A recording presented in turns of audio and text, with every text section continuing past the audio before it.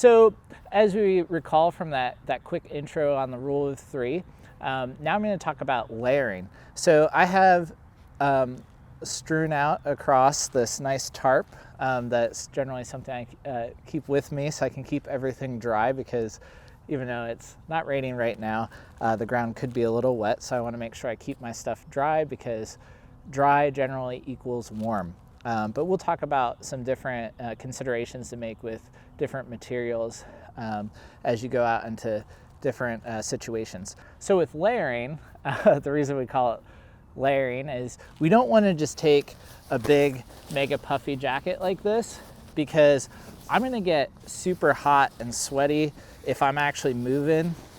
This is something I'll wear at camp in really harsh winter conditions. Maybe if I'm belaying somebody, doing something a little less active in an outdoor setting, I'll use this, but this isn't going to be my only jacket, and oftentimes I won't even have this with me. This is really only for big winter conditions. We want to think about our body as an onion. So the more layers we add, the more protection we're going to have, the more heat we're going to lock in.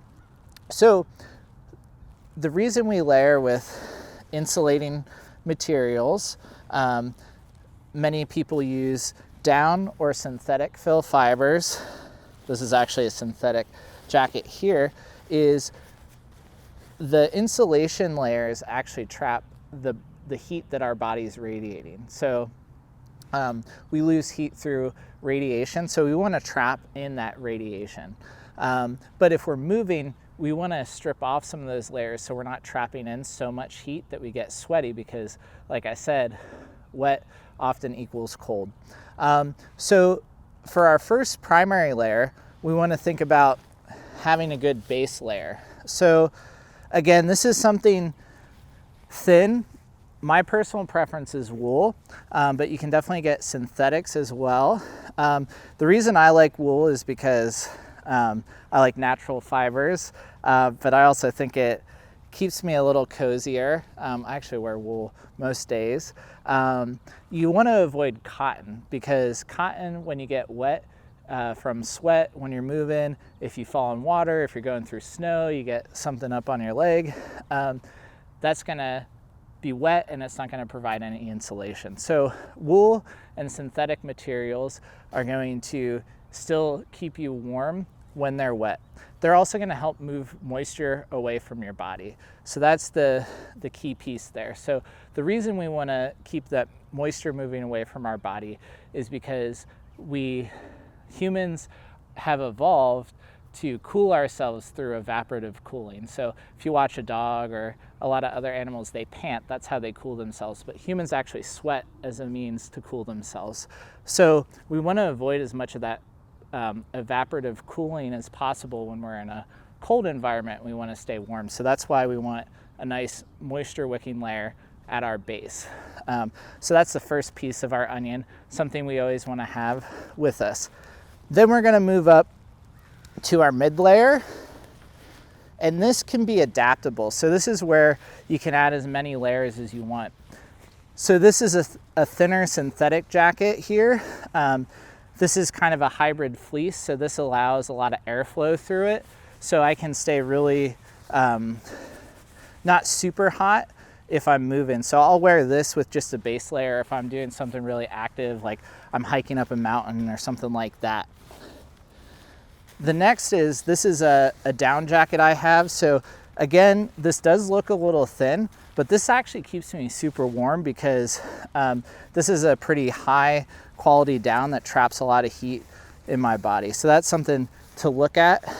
Some of the advantages of down are that it is a little bit lighter, so that's a consideration you can make. The unfortunate thing with down is when it gets wet, it just clumps up and it doesn't provide any of that loft. So in our area, I generally tend to go with synthetics, especially since we didn't really have any snow this year. We just had a lot of cold rain. So this is actually a synthetic fill jacket. So the reason you might consider a synthetic jacket in those conditions is you can see it's a little bulkier, a little heavier, but this is going to insulate me generally about 80% as well as a dry jacket. So it's still going to provide me that insulation as I'm moving or being active outside. The final piece is we want to have our shell jacket. So the shell jacket, the main purpose of this is this helps prevent our heat loss from convection. So as airflow goes, as you know, like we always talk about wind chill factor when we're thinking about, oh, it's going to be cold outside. So this helps prevent all my heat that I'm radiating and I'm trapping in my insulated layers. That prevents that from blowing away. So I want to make sure that I have this outer shell in a warm condition. This is going to be the first thing I take off if I'm really moving or if it's not super windy out, just because this does tend to trap a lot of heat in. And this is also what I'll use as my rain shell. So this helps keep me dry as well. So this is a waterproof, breathable jacket. There's a lot of different materials out there, so that's something to look at. But anytime you're going outside, you definitely want to have a rain jacket. And that's something that is rated, that says it's waterproof, not water repellent, because I've had different jackets. I've gotten wet and then not fun, because then it just seeps through all your clothes. Then you're cold, or you might be hot and then you're cold. So it's just not a fun experience. This is something I have with me. This is a really thin pair of gloves. And the reason I have these with me, super light to show, but the biggest thing, you can actually see my hands are a little rough because they've been exposed to the elements throughout this winter, is even just having a simple base layer around your hands as you're cooking or you're setting up your tent is really important, because that exposure to the elements is really what can make us uncomfortable.